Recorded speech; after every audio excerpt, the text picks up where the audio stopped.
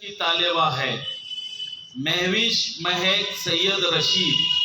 مہوش مہک سید رشید، ان کو آواز دوں گا یہ شعر سے کہ جن کا لہو وطن کے حفاظت میں بہہ گیا، جن کا لہو وطن کے حفاظت میں بہہ گیا، ان کی وفا کا قرض ادا ہم کیا کریں گے، ان کی وفا کا فرض ادا ہم کیا کریں گے۔ یہی بات بتانے کے لیے آ رہے ہیں اسپیچ لے کر مہوش مہک۔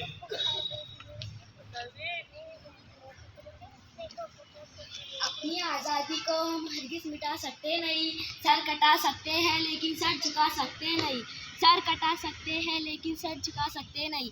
Respected head sir, teacher, special guest, parents and my dear school fellows, good morning and Assalamu alaikum. Today we are gathered here for the celebration 76th Republic Day of India, but we can't forget the sacrifice of our freedom fighter who left their valuable life and emotion. Family, mother and father, before my speech, my friend told their thought about the Republic Day of India, but we can't forget the sacrifice of our freedom fighter, thoughts of our political freedom fighter, India's people who living their life and languages. Now I will stop here. دکھ میں سکھ میں ہر حالت میں بھارت دل کا سہارا ہے، بھارت پیارا دیش ہمارا سب دیشوں سے پیارا ہے، بھارت پیارا دیش ہمارا سب دیشوں سے پیارا ہے۔